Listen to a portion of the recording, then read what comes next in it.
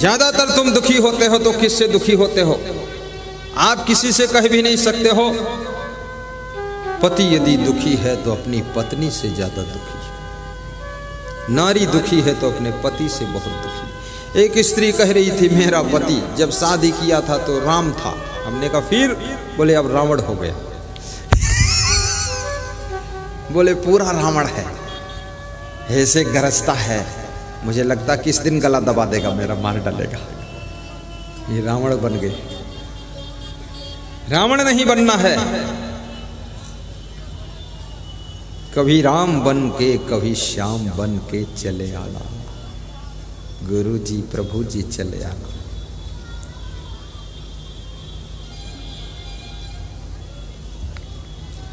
गलतियों को क्षमा करना भी सीखो। गलती नहीं हुई है आपसे फिर भी क्षमा मांगना सीखो। कितने लोग गलती भी करते हैं और क्षमा मांगते भी नहीं। कितने लोग गलती करते और क्षमा मांग लेते हैं, और कितने लोग गलती भी करते हैं क्षमा भी नहीं मांगते हैं, ऊपर से लड़ने को तैयार होते हैं। बिना गलती के जो क्षमा मांग ले वो महान होता है, और बिना गलती के जो क्षमा मांगने को तैयार है तो भविष्य में उससे गलती होने की संभावना समाप्त हो जाती है। इसलिए बिना गलती के भी क्षमा मांगो। कभी कभी अपने पिताजी से क्षमा मांग लिया करो। इस कलयुग में तो उल्टा हो गया। कितने बाप तो अपने बेटे से क्षमा मांगते हैं कि माफ कर दो बेटा, मुझे छोड़कर मत जाओ। शादी होने के बाद बहुएं ज्यादातर अपने सास ससुर से अलग रहना चाहती, देवरानी जेठानी के साथ, गोतनी गोतना के साथ रहना नहीं चाहती।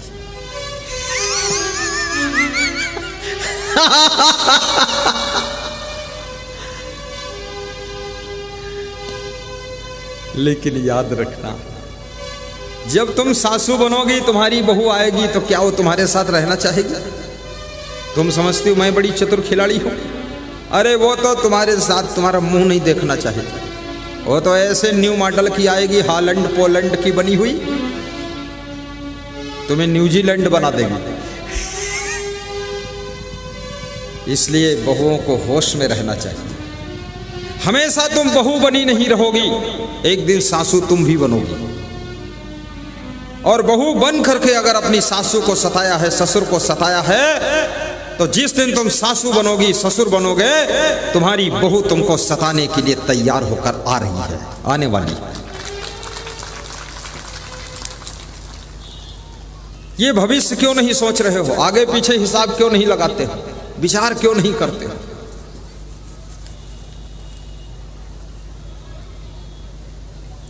सेवा, तुम भगवान का नाम जपते हो, राम राम राम राम राम राम राम राम, ओम नमः शिवाय नमः शिवाय नमः शिवाय नमः शिवाय, कृष्णा कृष्णा कृष्णा कृष्णा कृष्णा कृष्णा, कबीरम कबीरम कबीरम कबीरम, दूधम दूधम दूधम दूधम, दही दही दही, घी घी घी, चुट्टा कहीं का। अरे ये सब बकवास। किसने देखा है भगवान को? किसने देखा है राम को, कृष्ण को? फोटो देखा है हमने उनका। राम और कृष्ण की कृपा, भगवान की कृपा उन्हीं को मिलती है जो अपने घर को स्वर्ग बनाकर रहते हैं, अपने बूढ़े सास ससुर को पानी पिलाते हैं। उन लोगों पर आशीर्वाद बरसता है इस कुदरत का, जो घर में स्वर्ग बना देते हैं।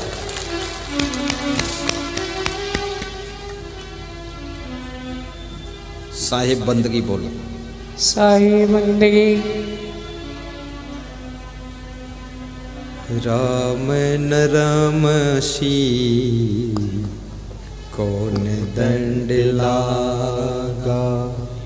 गम खाना सीखो।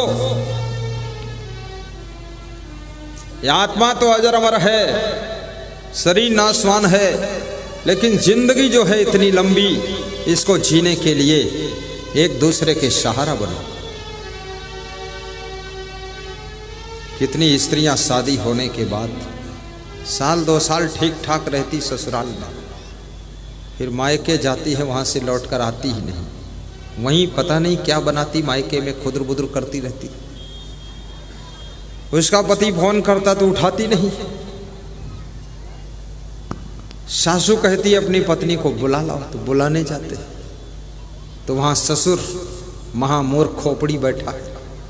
वो कहता मैं तो अपनी बेटी को भेजूंगा नहीं। सासू चंडिका अवतार बैठी है, वो तो कहती मेरी बेटी अभी नहीं जाएगी।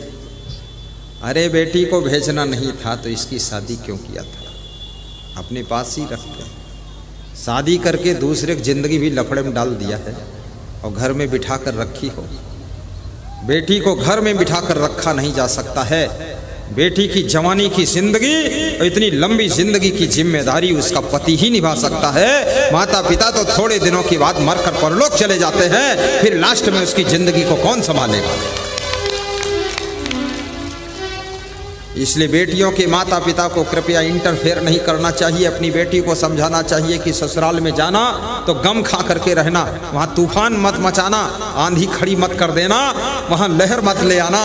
वहाँ तो ऐसे रहना मुस्कुरा करके, सब जहर पी जाओ। जिन्होंने अमृत पिया था वो देव कहलाए और जिन्होंने जहर पिया था महादेव कहलाए। बेटी सब ससुराल का जहर पी जाना तो तुम महादेव बन जाओगी। आ जाना, सहन शक्ति सिखाइए।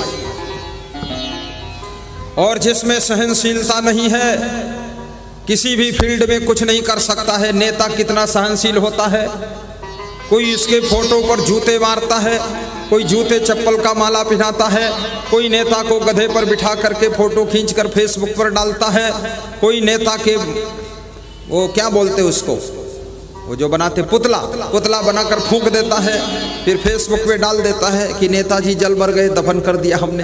तो दफन करने वाले कौन होते हैं? वो अपने कुटुंबी लोग होते, अपने लोग होते हैं। तो तुमने दफन किया, इसका मतलब तुम हमारे खास आदमी हो, इसलिए दफन किया है तुमने, धन्य हो। अरे मूर्खो, फालतू खाम खा का काम करते। दफन करने कोई गैर आदमी थोड़े आता है, दफन तो वही करते जो अपने कुटुंब परिवार के होते। तो ये जो दफन कर रहे हैं पुतला ना, ये घोषित कर रहे हैं कि हम भी आपकी फैमिली के सदस्य, आपका पुतला दफन कर रहे हैं। लेकिन नेता इन चीजों से दुखी नहीं होता है, सब सह लेता है, गम खा लेता है, गालियां सह लेता है। उसके बाद एक दिन बिहार का मुख्यमंत्री बन करके दहाड़ता है और जिधर आदेश करता है उधर रोड बन जाती है, जिधर आदेश करता है उधर स्कूल बन जाता है। याद रखना, बहुत ऊंचाई पर पहुंचने के लिए बहुत सहन शक्ति की आवश्यकता होती है। जो गम नहीं खा सकता है वो जिंदगी में ऊपर उठ भी नहीं सकता है। इसलिए घर में भी गम खाना सीखो। सासू को भी बहुत गम खाना चाहिए। ज्यादा अपनी बहुओं को मत समझाओ, ये बहुत समझ कर आई है, पूरी दुनिया समझी हुई इनकी। इनको ज़्यादा समझाओगी इनका दिमाग गर्म हो जाएगा। इनको समझाओ मत ज़्यादा, समझाने वाला है नहीं ज़्यादा। जो समझना चाहता उसी को समझाओ, और जो समझना नहीं चाहता, सुनना नहीं चाहता, उसको देखो और मधुर मधुर मुस्कुरा दो कि मूर्ख जा आगे जा, ठीक। समझाओगे तुमको दुश्मन की तरह देखेगा। कितने बाप लोगों ने बेटों को ज्यादा समझाया है तो बेटे बाप के पास में बैठना बंद कर चुके हैं। बाप अगर द्वार पर बैठा है तो बेटा घर के अंदर बैठता है, बाप अंदर जाता तो बेटा छत पे चढ़ जाता है, और बाप जब छत पे पहुंचता तो बेटा नीचे उतर जाता है। मैंने बेटे से पूछा बाप के पास क्यों नहीं बैठते हो? बोले पूरा ओवरलोड हो चुका हूं, अब जरूरत नहीं। समझना नहीं चाहते हैं लोग। किस्मत वाली वह आत्मा है जो अपने बूढ़े बाप, बूढ़े दादाजी, बूढ़ी सासू के अनुभव को, 50 साल के अनुभव को 5 मिनट में प्राप्त कर लेता है, वो सौभाग्यशाली होता है। माता पिता, सास ससुर और गुरु से ज्यादा तुम्हारा हित चिंतक कौन होगा? अगर वही कुछ समझाएंगे तो तुम्हारी जिंदगी में निखार आएगा, चमक आएगी, लाइट आएगी, शाइनिंग आएगी। और उनसे तुम बैठना नहीं चाहते, उनकी सुनना नहीं चाहते हो, तो आप ठोकर खा खा करके अपनी जिंदगी को आगे बढ़ाओगे। आज मुकेश अंबानी अगर बिजनेस के क्षेत्र में इतना बड़ा खिलाड़ी व्यक्ति बना है तो उसके पिताजी ने उसको बहुत समझाया है, डांटा। 11 बजे से 12 बजे का टाइम मुकेश अंबानी का होता था, अपने पिता धीरू अंबानी के साथ बैठने का डेली का टाइम था। और 10 बजे से 11 बजे अनिल अंबानी का टाइम था। दोनों बेटों का एक एक घंटे वे क्लास लेते थे, बिजनेस के फार्मूले सिखाते थे। और अगर वो टाइम से 5 मिनट लेट आते थे तो उनको 5 मिनट वो डांटते भी थे, लेट क्यों आए। जो टाइम की कीमत नहीं समझता है उसकी जिंदगी व्यर्थ में चली जाती है। तो जो टाइम के लिए जागृत हो जाता है वो कम टाइम में बहुत बड़ा काम करके दुनिया से निकल जाता है।